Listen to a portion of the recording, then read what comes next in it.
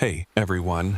Before we get started, if you're into real stories from national park rangers that never make it into the tourist brochures, you need to subscribe. Hit that like button if you want more content like this. And I'm really curious, where are you watching from and what's your local time? Drop it in the comments. Now, what I'm about to share happened last summer, and it's the reason I transferred out of Yellowstone after 8 years. Let's dive in. I've been a park ranger at Yellowstone National Park for 8 years. In that time, I've hiked every official trail, explored every backcountry area, memorized every thermal feature and wildlife corridor. Yellowstone covers 2.2 million acres, roughly the size of Delaware and Rhode Island combined. I know it better than most people know their own neighborhoods, or at least I thought I did. It started 3 months ago during a routine perimeter check. My partner, Jenkins, and I were patrolling the northeast section, near the Lamar Valley.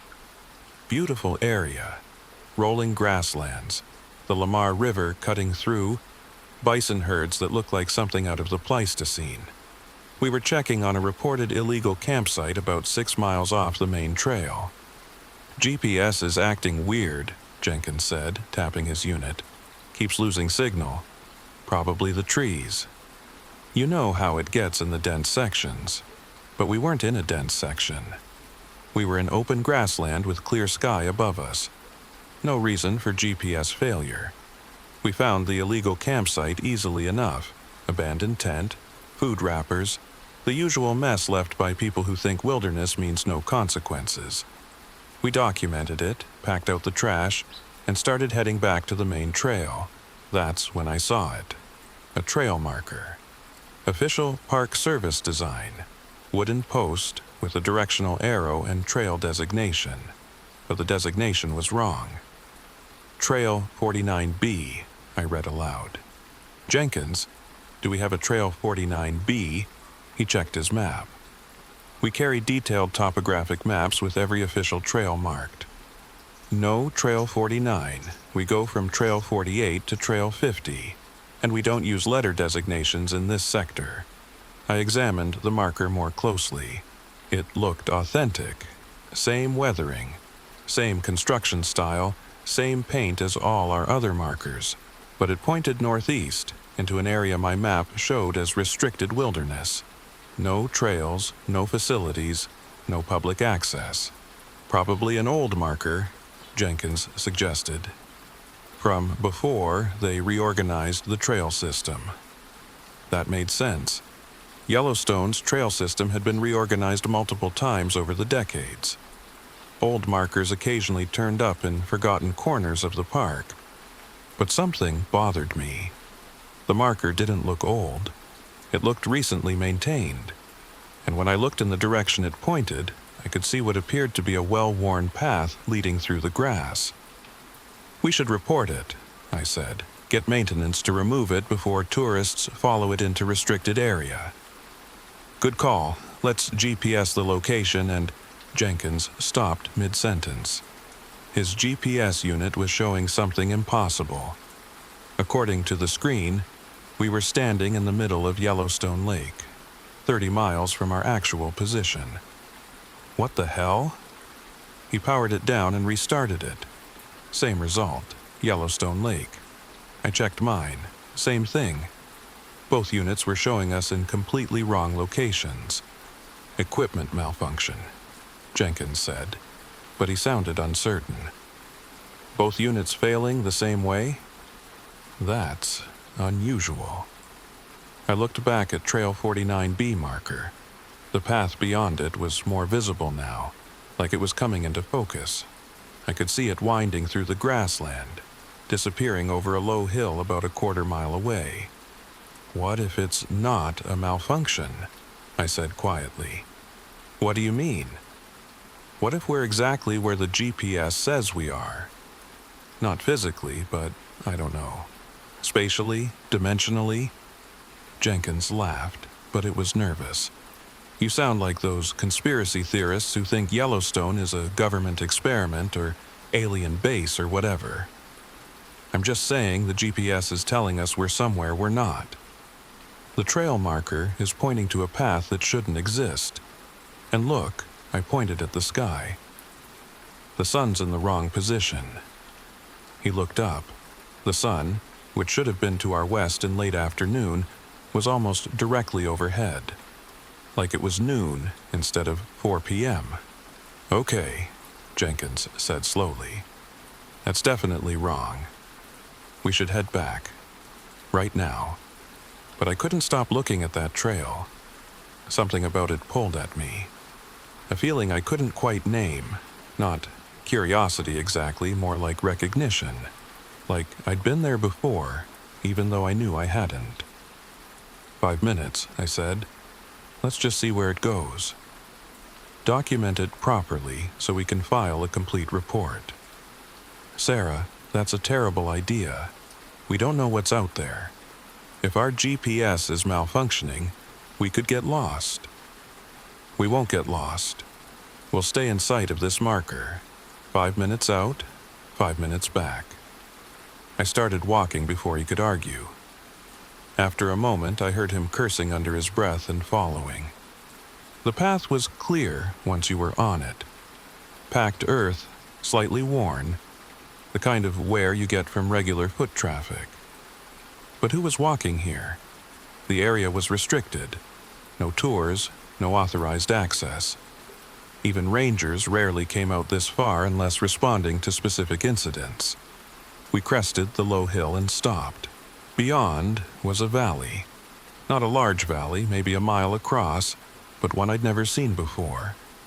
One that shouldn't exist according to every map I'd studied. The terrain was wrong. The topography didn't match. It was like someone had cut a piece of different landscape and dropped it into Yellowstone. This isn't possible, Jenkins breathed. I've studied the maps. This valley isn't there, but it was there. Undeniably real. And in the center of it stood a building. Not a modern structure. It looked like something from the early 1900s. 2 stories, wood construction, with that distinctive architecture from Yellowstone's early days as a park. Similar to the historic ranger stations scattered throughout the park, but this one wasn't on any historical registry I knew. We need to report this, I said. Right now, we need to... Movement caught my eye. Someone was standing on the building's porch. A ranger, judging by the uniform, watching us. Jenkins saw him too. Should we talk to him? Yeah, maybe he can explain what this place is. We started down into the valley. The path continued, winding between thermal features I'd never seen before. Small fumaroles releasing steam, mineral deposits in colors that didn't quite match the usual Yellowstone palette. Everything was slightly off, like viewing the park through a filter. As we got closer to the building, I could make out more details. It was definitely old, decades old at least, but maintained. No rot, no damage. Someone was taking care of this place. The ranger on the porch didn't move as we approached, just watched us with an expression I couldn't read. "Hello," I called out when we were 50 feet away. "I'm Ranger Chen. This is Ranger Jenkins. We're from the Lamar Valley Station," the ranger interrupted. His voice was flat, emotionless. "I know, you followed Trail 49B. Something about his tone made my skin crawl. Jenkins must have felt it too because I heard him unsnap his radio holster. "Who are you?" I asked. "What is this place?" "I'm Ranger William Hayes. I've been stationed here since 1952. He paused. "Today's date is June 15th, 2024, correct?" "Yes." "Then I've been here for 72 years. I looked at him more carefully. He appeared to be in his 50s, not someone who'd been anywhere for 72 years. "That's not possible," Jenkins said. "Many things aren't possible." And yet, Hayes gestured at the valley around us. "This place exists. You're standing in it. You followed a trail that isn't on your maps to a valley that isn't on your topography charts. What is this place? I asked again. Hayes smiled, but there was no warmth in it. This is Section 0, the part of Yellowstone that officially doesn't exist. The area where impossible things happen, and the Park Service has been trying to contain them since 1952. That's insane, Jenkins said. There's no such thing as Section 0. I've worked here for 6 years. I've seen every classified briefing, every restricted area designation. Have you? Or have you seen the briefings they wanted you to see? Hayes descended the porch steps slowly. Tell me, Ranger Jenkins, in your 6 years here, did anyone ever mention why certain areas are permanently closed to the public? Not for wildlife protection or thermal hazards, but just closed, no explanation. Jenkins opened his mouth, then closed it. Because Hayes was right. There were areas of the park that were off limits for reasons nobody quite explained. We just accepted it as policy. Section 0 has been here since the park's founding, Hayes continued. Before that, the native tribes knew about it. Called it different names. The place where the earth dreams, the Valley of Echoes, the land between. When Yellowstone became a park in 1872, the surveyors found anomalies they couldn't explain. Areas where compasses spun, where measurements didn't match, where reality seemed flexible. He walked past us, looking back at the trail we'd followed. They tried to fence it off, tried to warn people away, but the boundaries kept shifting. Trail markers would appear in new locations, leading people in, so they came up with a different solution. They acknowledged its existence while denying it at the same time. Created Section 0, a place that's on maps that nobody sees, a designation that exists in files that nobody reads. And you? I asked. You've really been here since 1952. I was stationed here as punishment for asking too many questions about the anomalies I'd witnessed in other parts of the park. Supervisors told me I'd work Section 0 for 1 year, get the impossible out of my system, learn to stop asking questions. He looked back at us. That was 72 years ago by your calendar. By mine, it's been 3 years. Time distortion. That explained the sun position, the jeep errors, maybe even the trail appearing where it shouldn't. We need to leave, Jenkins said. Right now. Come on, Sarah. But I couldn't stop staring at Hayes. At his uniform. Vintage style, but well maintained. At the building behind him, impossibly preserved. At the valley that shouldn't exist. What happens here? I asked. What are the anomalies? Everything and nothing. Time runs differently. Space folds in on itself. You'll see wildlife that went extinct thousands of years ago. Thermal features that appear and disappear. Sometimes you'll meet versions of yourself from different timelines. Sometimes you'll find groups of tourists who vanished decades ago, still living their camping trips, unaware that time passed outside the valley. He pulled a notebook from his pocket. I've been documenting it all. Every anomaly, every impossibility. 72 years of observations compressed into 3 years of subjective experience. And you want to know the strangest part? What? Jenkins asked, despite himself. I can't leave. Not physically. I can walk right out of the valley whenever I want. But every time I do, the trail leads me back here. Like the valley won't let me go. Like I've become part of the anomaly. Something in my pocket buzzed. My radio crackling to life. All units be advised. We have a 1054 in Lamar Valley. 2 rangers overdue for check-in. The transmission cut off, replaced by static.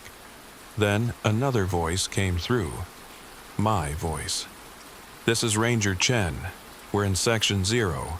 If you're hearing this, we didn't make it out. Don't follow Trail 49B.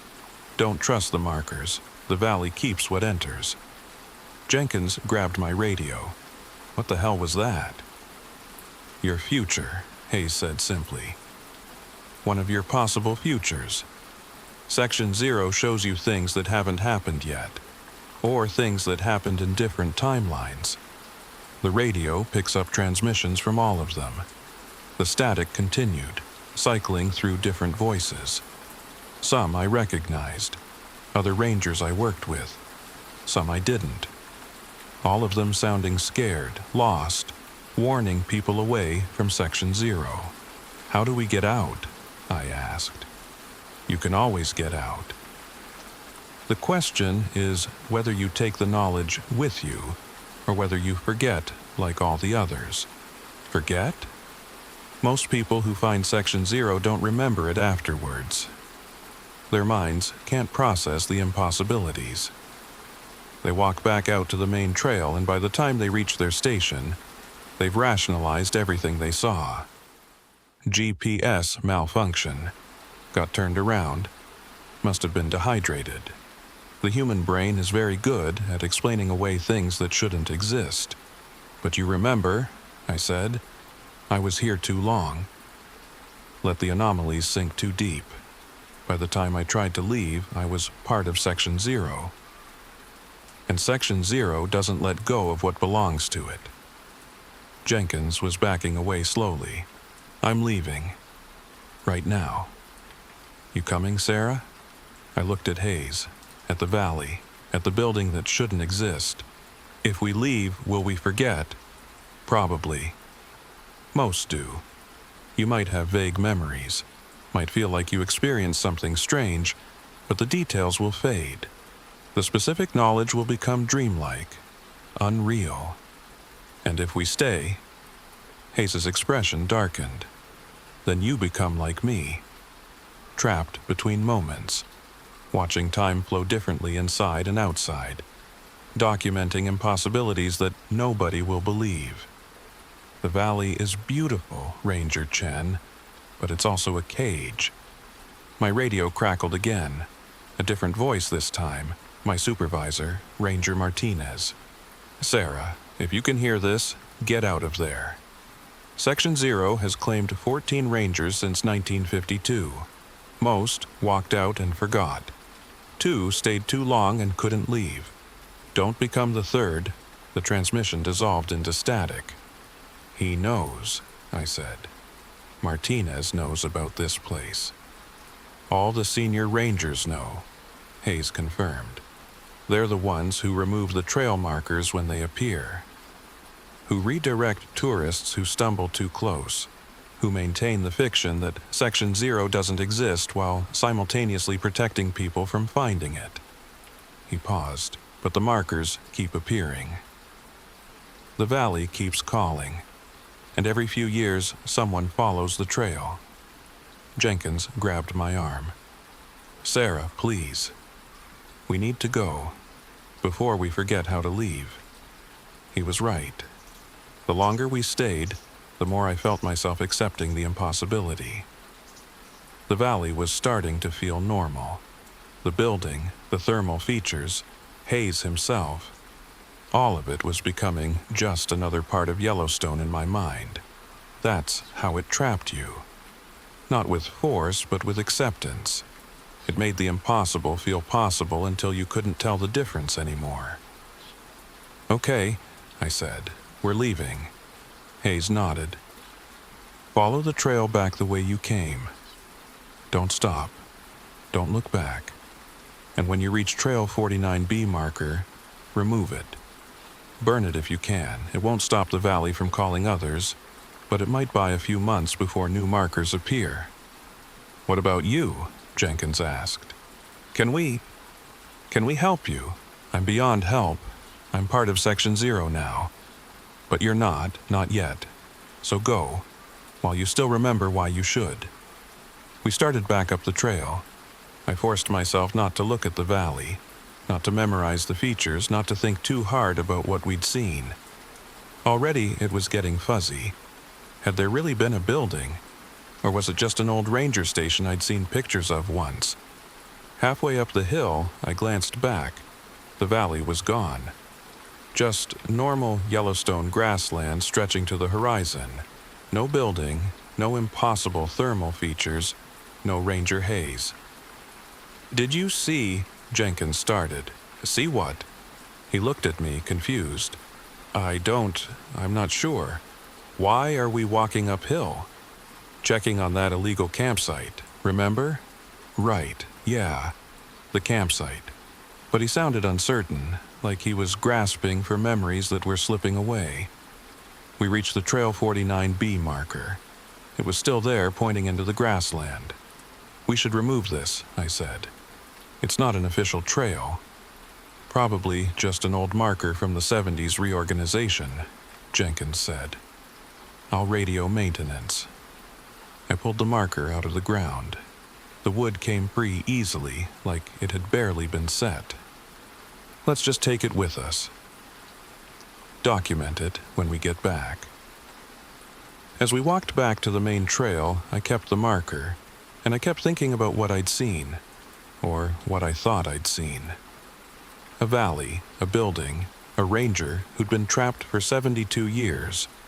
But the memories were fading fast, like trying to hold water in cupped hands.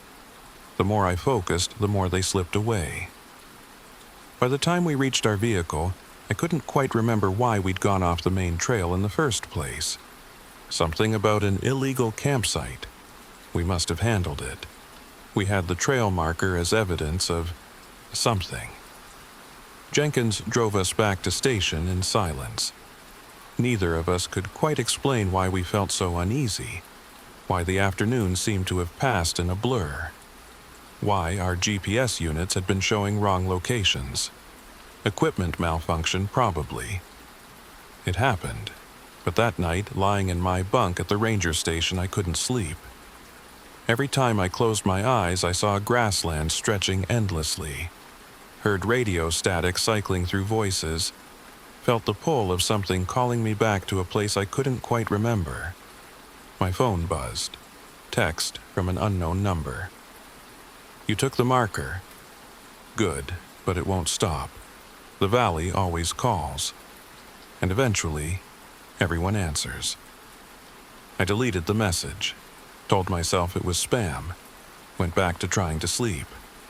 But I knew the truth, even if I couldn't remember the specifics. I'd seen something impossible today, and it had seen me back. For 3 weeks after that day, everything seemed normal. I went on patrols, guided tourists, responded to wildlife incidents. Jenkins and I never talked about what happened, or what we thought happened. The Trail 49B marker sat in the station's evidence locker, tagged and forgotten. But I kept having dreams of a valley that shouldn't exist, of a building from 1952, of a ranger named Hayes who'd been trapped for 72 years but only aged 3. The dreams were vivid, detailed, consistent. Too consistent to be just dreams. I started researching. Late nights in my cabin, searching through park archives that had been digitized, looking for any mention of Section 0, of Trail 49B, of rangers who'd gone missing or reported anomalies. What I found terrified me. There were gaps, obvious gaps in the records. Reports that started mid-sentence as if earlier pages had been removed. Personnel files that showed rangers stationed at locations with no coordinates. Incident reports describing temporal anomalies and spatial distortions in language that tried to sound official, but barely concealed confusion and fear. And photographs, old photographs from the park's early days, showing rangers standing in front of a building I recognized. The same building from my dreams, the same building from the valley that didn't exist. In one photo, I could read the plaque beside the door. Section 0 Research Station, established. 1952. So it was real. It had existed. Maybe still existed. I found more. A memo from 1955 marked Classified, Destroy after reading, that someone had clearly not destroyed. Subject, Section 0 Containment Protocols. It has become apparent that standard boundaries cannot contain the affected area. Trail markers appear spontaneously in multiple locations throughout the park. Rangers report experiencing calls to enter the area, described as overwhelming compulsion or recognition. Current approach. Monitor but do not publicize. Remove unauthorized markers when discovered. Maintain presence in affected area through stationed personnel. Do not attempt permanent closure. Note: all rangers stationed in Section 0 report time dilation effects. External time passes faster than internal. Ranger Hayes, stationed January 1952, reports subjective experience of 6 months, while 18 months have passed externally. Recommend limiting future assignments to 6-month external rotations to prevent excessive time debt. Time debt. The memo made it sound like a bureaucratic problem instead of a reality-breaking impossibility. I found discharge papers for a dozen rangers, all from the 1950s and 60s, all with the same notation. Medical discharge, psychological instability, related to assignment and isolated posting. They'd seen Section 0. They'd experienced the impossibilities. And when they tried to report it, they'd been labeled mentally unfit. The most recent document I could find was from 1988. After that, nothing. Either the digitization had been selective, or the Park Service had stopped documenting Section 0 entirely. I was deep in research when my phone rang. Martinez, my supervisor. "Sarah, we need to talk. My office, tomorrow, 8 a.m. What's this about?" "Just be there." He hung up. The next morning, Martinez wasn't alone in his office. There were 2 other people. A woman in her 60s wearing Park Service uniform with more ribbons than I'd ever seen, and a man in an expensive suit who definitely wasn't Park Service. "Ranger Chen, sit down," Martinez said. His expression was grave. "This is Deputy Director Patricia Wolf, and this is Dr. David Corbin from, well, Dr. Corbin works with the Department of Interior on special projects." I sat. "Am I in trouble?" "That depends," Wolf said. Her voice was sharp, clinical. "How much do you remember about your patrol 3 weeks ago? The one where you and Ranger Jenkins went off trail near Lamar Valley." My heart started pounding. We checked an illegal campsite, found an old trail marker, brought it back, and nothing. That was it." Wolf and Corbin exchanged glances. Corbin opened a laptop and turned it toward me. Security footage from the station, showing Jenkins and me returning from the patrol. Timestamp, 7:43 p.m. "You left at 2 p.m., Martinez said. "According to your route plan, checking that campsite should have taken 3 hours maximum. You were gone for 5 hours and 43 minutes. Neither of you radioed in during that time. Your GPS unit showed you 30 miles from your actual location, and when you returned, neither of you could explain the time discrepancy." I looked at the screen. In the footage, Jenkins and I looked confused, uncertain, like people waking from a dream they couldn't quite remember. "We must have gotten turned around," I said. "For 5 hours. 2 experienced rangers in an area you've both patrolled dozens of times." Wolf leaned forward. "Ranger Chen, we know where you went, or rather, we know what you found. The question is how much you remember." I met her eyes. "I don't know what you're talking about." Trail 49B, Section 0, a valley that doesn't appear on maps.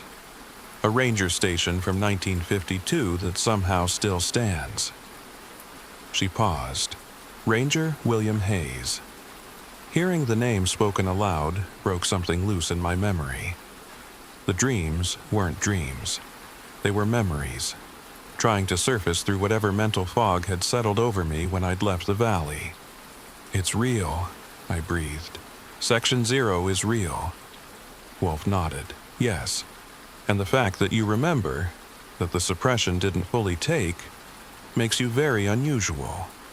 Most people forget completely within days. But you've been researching, pulling archived files, trying to piece together what you experienced. What happened to me? Why did I forget?" "You didn't forget by choice," Dr. Corbin spoke for the first time. His voice was measured, academic. "Section 0 has properties we don't fully understand. One of them appears to be a kind of mimetic suppression. People who enter tend to lose detailed memories of the experience once they leave. We think it's a defense mechanism. The anomalies protect themselves by making people unable to remember or report them accurately. But I'm remembering now. Because someone wants you to," Wolf said. "We've been monitoring communications to and from park personnel. 3 weeks ago, you received a text message from an unknown number, a message about the valley calling. You deleted it, but our systems flagged it. That message acted like a trigger, keeping your memories accessible when they should have faded. Who sent it? We believe it was Ranger Hayes, or rather a version of Ranger Hayes. He's complicated." Martinez cleared his throat. "Sarah, I'm going to be direct. You have 2 choices. First option, you can accept a medical transfer out of Yellowstone. We'll cite stress, burnout, whatever you want. You'll keep your pension, get a good recommendation, work at any other park in the system, and you'll never speak about Section 0 again. And if I refuse..." "Second option," Wolf said. "You can volunteer for Section 0 duty. Follow in Hayes' footsteps. Help us monitor and document the anomalies. But you need to understand, time works differently there. A 6-month assignment external might be 6 weeks internal, or 6 years. We can't predict it, and the longer you spend there, the harder it becomes to leave. Hayes has been there subjectively for 3 years, while 72 years passed outside. He's trapped now. Part of the anomaly. We don't want that to happen to anyone else, but we need personnel willing to take the risk." "Why?" I asked. "Why do we need people stationed there at all? Why not just close it off completely?" "Because it won't stay closed," Dr. Corbin said. "We've tried. Fences disappear. Barriers become doorways. The boundary between Section 0 and the rest of Yellowstone is permeable. If we don't maintain a presence inside, if we don't monitor what's happening, the anomalies could spread, could start affecting other parts of the park, other areas entirely." He pulled up images on his laptop. Yellowstone from different eras, 1950s, 70s, 90s, present day. In each image, he'd circled areas in red. These are locations where Section 0 has manifested at various times. Sometimes it's the valley you saw, sometimes it's other configurations. Different impossible geographies. The common thread is they're all Yellowstone, but wrong. Off. Like looking at the park through a cracked lens that shows you what could be rather than what is. "What causes it?" I asked. "We don't know. Maybe it's related to the supervolcano. Maybe it's something else. The Shoshone called this area the land where the earth dreams. Maybe they understood something we don't. That Yellowstone is more than just a park. That it's a thin place where reality is flexible." Wolf stood up. "You have 24 hours to decide. Transfer out and forget, or volunteer for Section 0 duty. If you choose the second option, you'll undergo training, learn protocols for dealing with temporal anomalies, spatial distortions, and the psychological effects of working in an area where cause and effect don't always align properly. And if I choose the first option, then you go back to your life. The memories will fade naturally over time. Section 0 will become a dream you once had, and someone else will take the assignment. After they left, Martinez poured me a coffee. His hands were shaking slightly. "You knew," I said. "All along, you knew about Section 0. Every supervisor knows. It's part of the job. Monitoring for signs that someone's found it. Removing markers when they appear. Making sure nobody stays too long if they do get in." He sat down heavily. "I've been working at Yellowstone for 23 years. I've never entered Section 0 myself. Too scared, but I've seen what it does to people. The ones who remember enough to be changed, but not enough to understand why." "Hayes said you sent a radio transmission, warning me to get out." Martinez looked confused. "I never sent a transmission, but maybe I will. Time doesn't work right there, Sarah. Maybe I sent it tomorrow, and you heard it 3 weeks ago. Or maybe a different version of me sent it in a different timeline. That's what Section 0 does. It tangles everything up until you can't tell past from future, possible from actual." I thought about the choice they'd given me. Walk away and forget, or dive deeper into the impossible. Every rational part of my brain screamed to take the transfer. Leave Yellowstone. Leave the mysteries behind. Go work at Yosemite or the Grand Canyon or anywhere that played by normal rules. But I couldn't stop thinking about Hayes. Trapped for 72 years. Documenting anomalies nobody believed. Becoming part of the very thing he was supposed to monitor. He'd been there for decades. Alone. Watching impossible things happen while the world outside moved on without him. Someone needed to relieve him. Someone needed to give him a chance to leave, even if that chance was slim. "I'll do it," I said. "I volunteer for Section 0. Martinez closed his eyes. "I was afraid you'd say that." The training started the next day. Dr. Corbin took me to a facility that officially didn't exist. 3 buildings hidden in a remote section of the park, nowhere near any public access points. "This is the Section 0 research outpost," Corbin explained. "We've been studying the phenomenon since the 1950s. Most of what we've learned is that we don't understand anything, but we've developed some protocols that help." He showed me logs kept by previous rangers stationed in Section 0. Dozens of notebooks filled with observations, sketches, measurements that made no sense. Ranger Hayes's logs were the most extensive. 72 years of external time compressed into 3 years of writing. His early entries were clinical, scientific. His later entries were different, more philosophical, more resigned. One entry from what he labeled Day 847 Subjective caught my attention.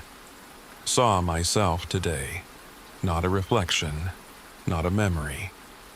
My actual self from 1953 walking through the valley like he was on patrol. He didn't see me, or couldn't see me. I tried to warn him not to stay too long, but he walked right through me like I was a ghost. Am I the ghost? Is he? In Section 0, those questions don't have answers. You are both the observer and the observed, both the present and the past. Time folds back on itself here, and you fold with it." "These logs," I said. "Has anyone outside Section 0 validated them? Confirmed that what Hayes is documenting is real?" "That's the problem," Corbin said. "Reality in Section 0 is subjective. What Hayes sees might not be what you see. What you measure might not match what our instruments measure from outside. It's like the quantum observation problem scaled up to human experience. The act of witnessing changes what's being witnessed." He handed me a device that looked like a modified GPS unit. "This is a reality anchor. It won't stop the temporal distortions or spatial anomalies, but it will help you maintain a connection to baseline reality. It pings every hour with your position relative to the external world. If you start experiencing time dilation, this will help you know how much external time has passed versus subjective time. How bad can the dilation get? Hayes experienced a 24-to-1 ratio at his peak. 24 external days for every subjective day. That's extreme. Most assignments see 2-to-1 or 3-to-1, but it varies. We don't know why. Over the next week, I learned protocols for dealing with temporal loops, spatial paradoxes, and the psychological strain of experiencing causality violations. I learned how to document anomalies in ways that could be understood by people who hadn't witnessed them. I learned the signs that indicated I was spending too long in Section 0 and needed to return to baseline reality. And I learned about the others. 14 Rangers who'd been stationed in Section 0 since 1952. 12 had completed their assignments and left, though most remembered little. 2 had stayed too long. Hayes was one. The other was a Ranger named Sandra Torres, stationed in 1967. According to records, she'd gone into Section 0 for a planned 6-month assignment. Externally, she'd been there for 8 years. No one knew her subjective timeline. She'd stopped responding to check-ins after external Year 3, and when a team went in to extract her, they found the research station abandoned. Sometimes, Hayes reported seeing her, walking through the valley, never acknowledging his presence, like she was stuck in a loop, repeating the same patrols over and over. Is that what happens if you stay too long? I asked. You become a ghost in your own timeline. We don't know, Corbin admitted. We don't understand the mechanism. But yes, that seems to be the pattern. Stay too long, and you stop being able to leave. You become part of Section 0's reality instead of baseline reality. On my last day of training, Wolf called me to her office. Last chance to back out, she said. No judgment. This is a voluntary assignment. I'm going. Why? Most Rangers run from Section 0 when they learn the truth. Why run toward it? I thought about my answer carefully. Because Hayes has been alone for 72 years. Because someone needs to document what's happening there. Because if we don't understand it, we can't protect people from it. Wolf smiled slightly. Those are all good reasons. Want to know the real reason? What's that? Because you felt the call. Because Section 0 got inside your head during that first visit, and now you can't stop thinking about it. That's how it works. It shows you impossibilities, and once you've seen them, you can't unsee them. You have to go back, have to understand. Even if understanding costs everything. She wasn't wrong. Every night since that first visit, I'd dreamed of the valley, felt it pulling me, heard voices in the static between radio stations, calling me back.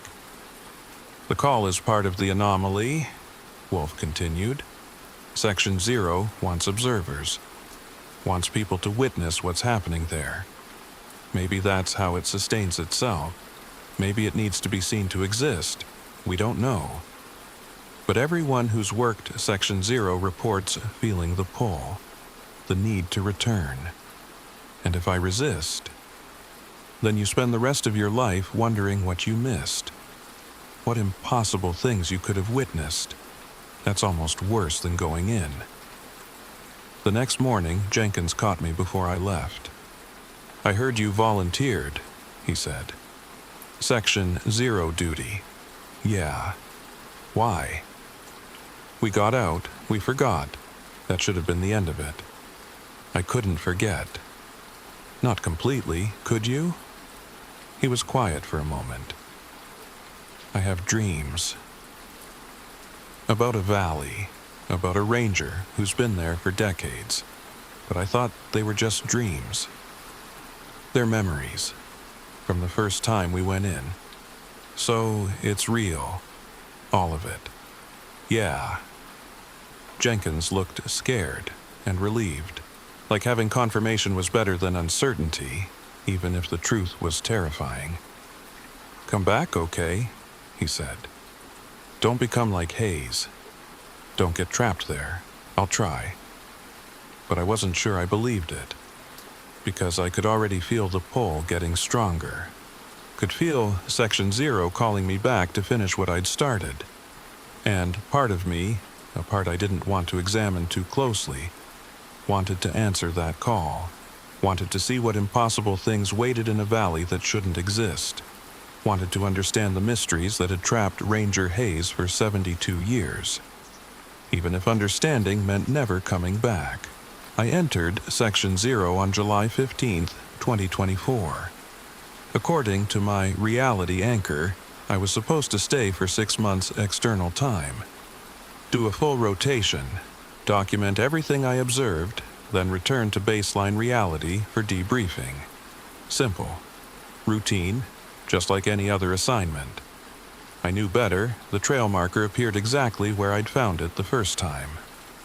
Trail 49B, pointing northeast into grassland that looked normal until you started walking. Then the world shifted. Not dramatically, more like sliding between channels on an old TV, that moment of static before the new picture resolves. One step I was in normal Yellowstone. The next step I was in Section 0. The valley was just as I remembered, or just as I'd dreamed. The building stood in the center, weathered but standing. Smoke rose from the chimney. Someone was home. My reality anchor buzzed. First hourly ping, still synchronized with baseline.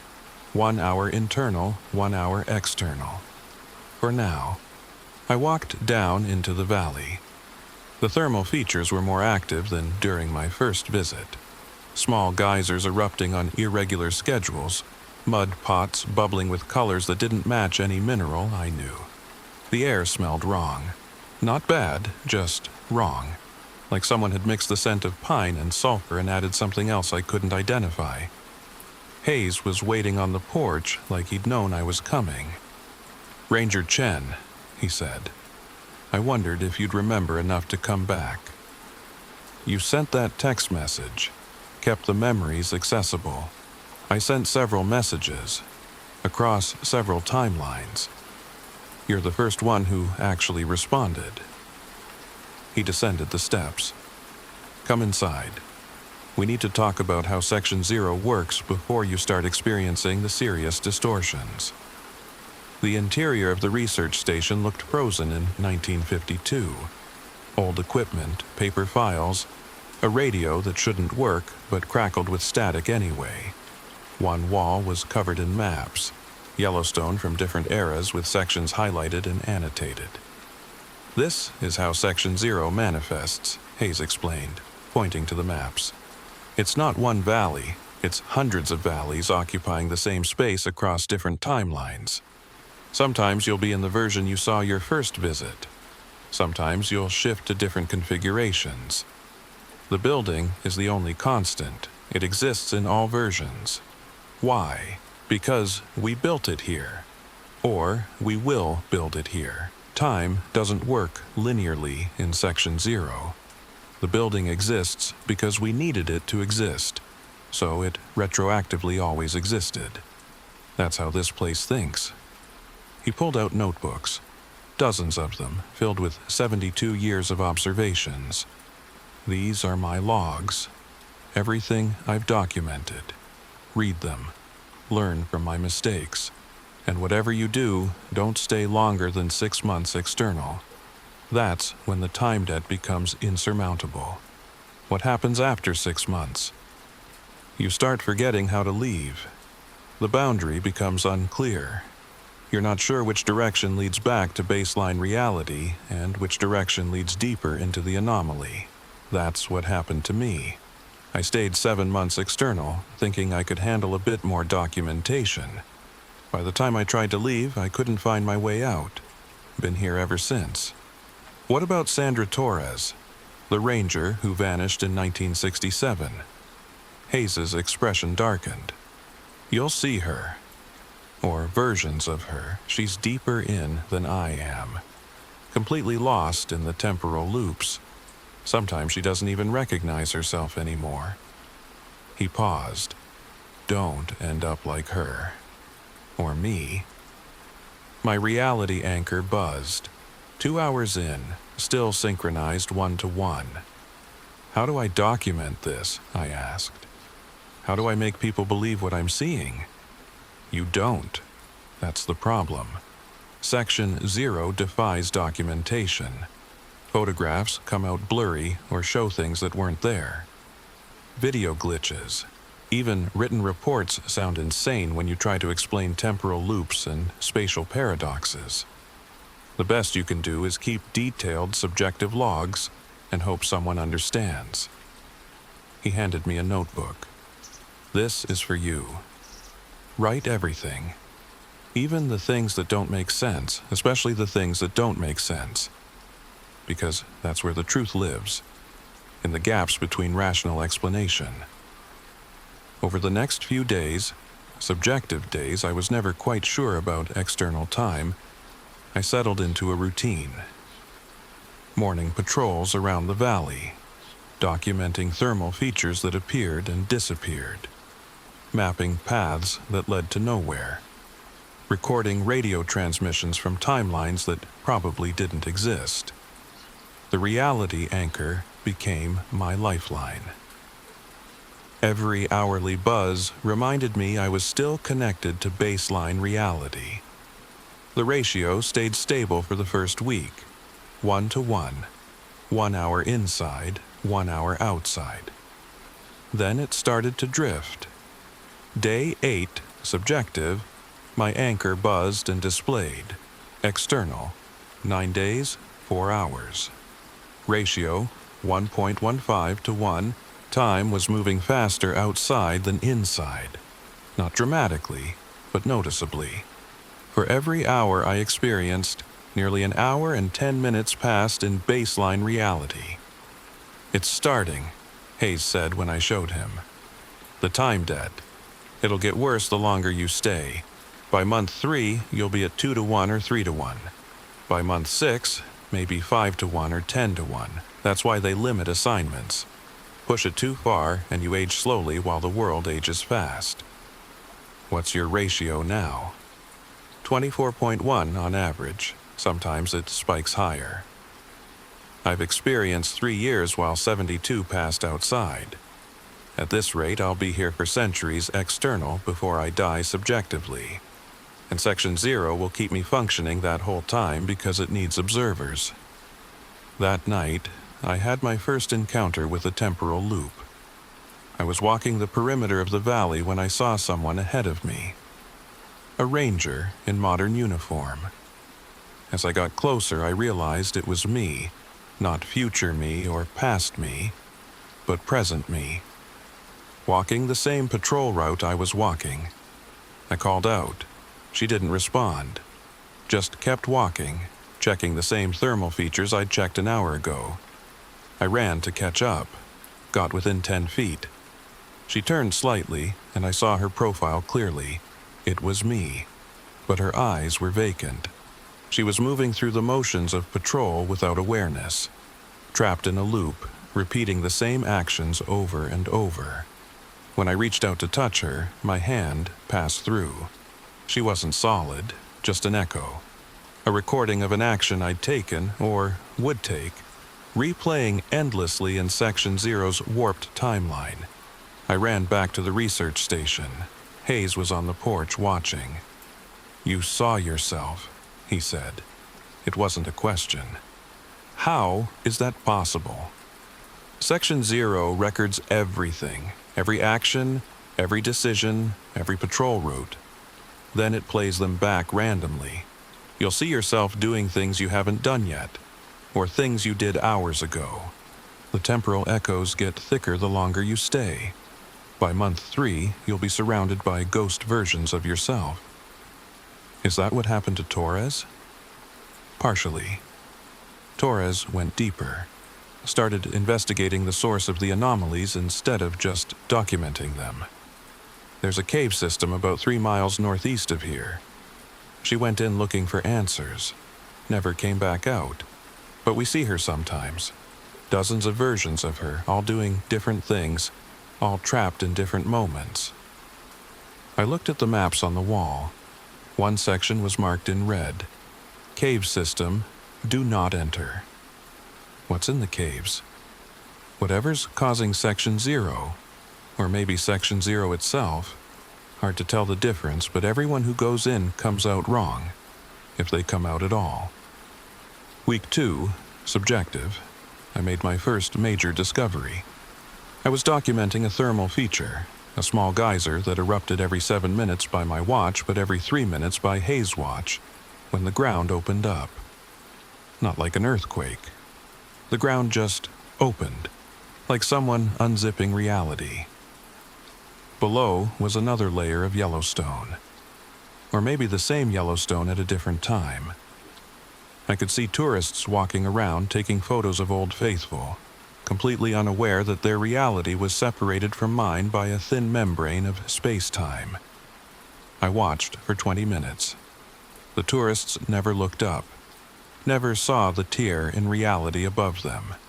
They existed in their moment, and I existed in mine, and only in Section 0 could both moments occupy the same space.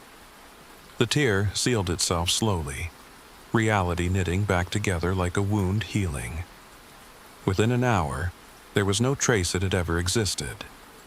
I documented it in my notebook, drew sketches, tried to describe what I'd seen in words that made sense.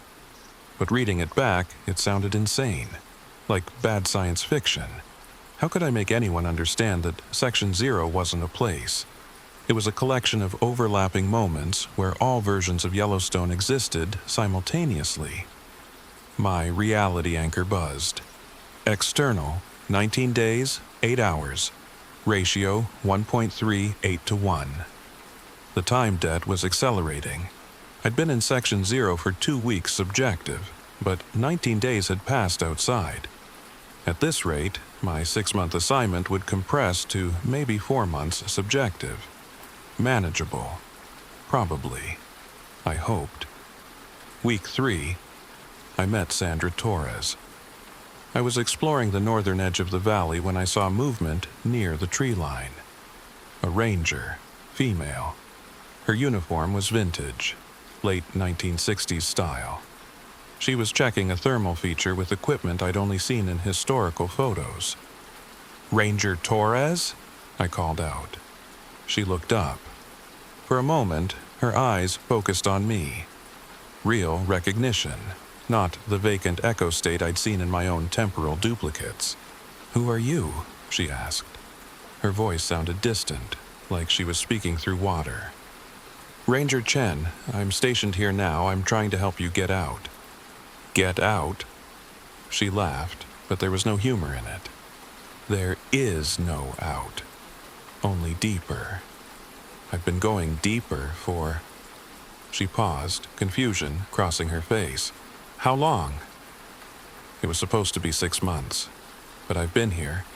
She trailed off, looking around like she'd forgotten where she was. "Come back to the research station," I said. "Ranger Hayes is there. We can help you orient, get you back to baseline reality." "Hayes is dead, died in 1963. I remember his funeral." She looked at me again, and her eyes were different now. Less focused. Or maybe that hasn't happened yet. Time is thick here. All the moments pile up on top of each other until you can't tell which one you're in. She walked past me toward the trees. I tried to follow, but she moved too fast, or I moved too slowly, or we were moving through different temporal rates. By the time I reached the trees, she was gone. Hayes confirmed what I'd suspected. That was one version of Torres. She has dozens of them scattered through Section 0 now. Each one stuck in a different moment, unable to synchronize with the others. That's what happens when you go too deep. You fragment. Stop being one person and become many people.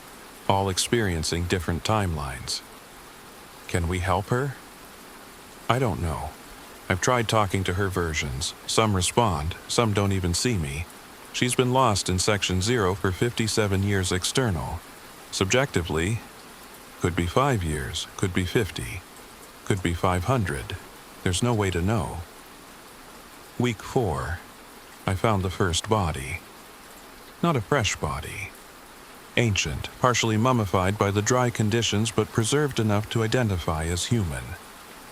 The clothing was Native American, pre-colonial based on the style. Beside the body was a stone marker with symbols I didn't recognize. I took photos, documented the location, radioed Hayes. That's not the first, he said when he arrived. I found 17 bodies over the years, all from different time periods. Some are recent.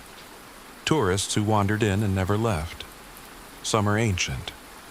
The oldest I found was carbon dated to 12,000 years ago. Section 0 has been here longer than Yellowstone, longer than recorded history. What killed them? Time. They got lost in the temporal distortions and couldn't find their way out. Eventually, their bodies gave out, but their echoes remain. Sometimes you'll see them walking. Ghost versions stuck in loops, repeating their last moments over and over. That night I saw what he meant. Dozens of figures moving through the valley. Native Americans, early explorers, tourists in modern gear. All of them translucent, ghostly, moving through repeated patterns. The valley was full of the dead, endlessly reliving their final days in Section 0. My reality anchor buzzed. External, 38 days, 17 hours. Ratio, 1.55 to 1. 4 weeks subjective, 39 days external. The time debt was growing faster. At this rate, my 6-month assignment would compress to maybe 3 months subjective. But I was learning things. Understanding how Section 0 worked. Documenting anomalies that no one had ever recorded. This was important work, essential work. I could stay a little longer. Push the ratio a bit more, just to get better documentation. That's what I told myself. Month 2, I experienced my first causality violation.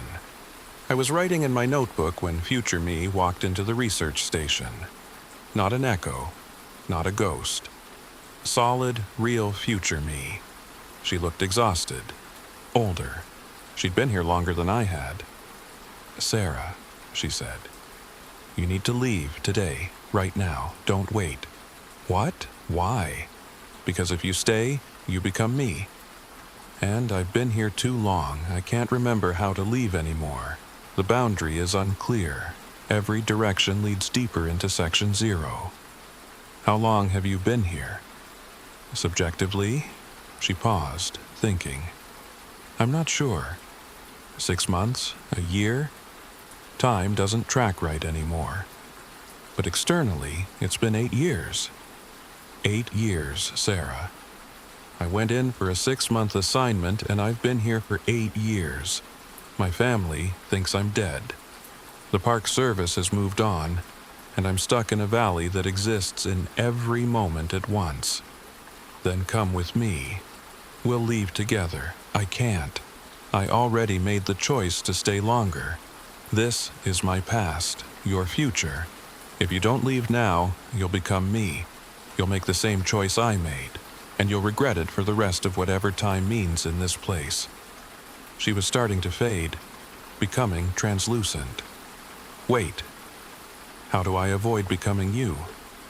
Leave now. Ignore the call to stay longer. Ignore the feeling that you need more documentation, more understanding. Section 0 will always offer you more, but the price is everything. She was gone. I sat there, shaking. I'd just met my own future, a version of me that had stayed too long and couldn't leave. My reality anchor buzzed. External, 84 days, 3 hours. Ratio, 1.81 to 1. 2 months subjective, almost 3 months external. Still within assignment parameters. I could stay longer, could document more, but future me had warned me, had begged me to leave. I found Hayes. I need to go. Now. He looked at me sadly. You met yourself. Saw what happens if you stay. How did you know? Because it happens to everyone who stays past month 2. Section 0 shows you your future, gives you a chance to choose differently. Most people ignore the warning. Stay a little longer, just a bit more documentation, then they can't find the boundary anymore. Help me leave, show me the way out. Hayes walked with me to the edge of the valley, pointed northeast toward the grassland beyond. That direction. Walk until you see the Trail 49B marker. Once you pass it, you're back in baseline reality. Don't look back, don't stop, and don't ever come back. What about you? I'm past saving, been here too long. Part of Section 0 now. But you can still get out. I started walking. The grassland stretched endlessly. I walked for an hour, 2 hours. The research station was long out of sight behind me, but I still hadn't found the trail marker. My reality anchor buzzed. External, 84 days, 7 hours. Ratio, 2.03 to 1. Time was accelerating. 2 hours had passed for me, but 4 had passed externally. I kept walking. The grassland started to change. Different vegetation, different rock formations. I was walking through multiple versions of Yellowstone simultaneously. Finally, I saw it.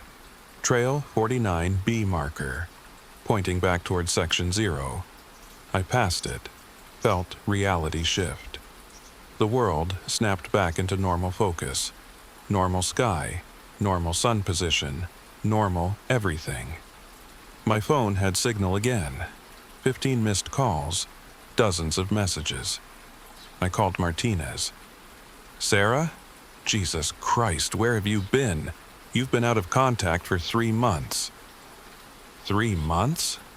I've only been gone 2 months subjective. Your reality anchor stopped pinging 2 weeks ago. We thought you were lost. Thought you'd become like Hayes. I checked my anchor, dead battery, no way to know my final time ratio. I'm out, I said. I'm back. But Hayes is still in there, and Torres, and probably others we don't know about.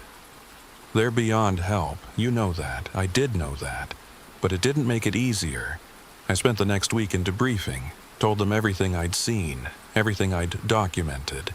They listened, took notes, added my observations to decades of reports that nobody outside a handful of people would ever read.